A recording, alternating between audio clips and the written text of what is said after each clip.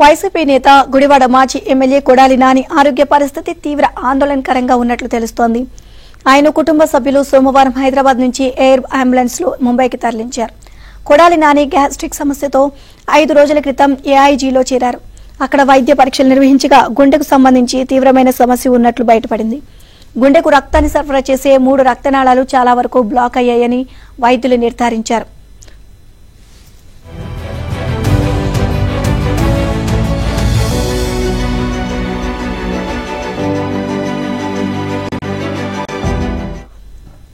సాధారణంగా ఇలాంటి పరిస్థితుల్లో బైపాస్ సర్జరీ నిర్వహిస్తారు.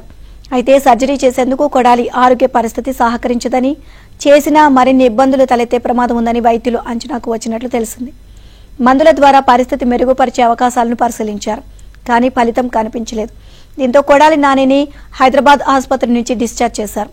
కుటుంబం ఆయన్ను మెరుగైన చికిత్స కోసం బేగంపేట విమానాశ్రయం నుంచి ఎయిర్ అంబులెన్స్ లో ముంబైకి తరలించారు. ఏషియన్ హార్ట్ ఇన్స్టిట్యూట్ లో కొడాలి నానిని చేర్పించినట్లు సమాచారం.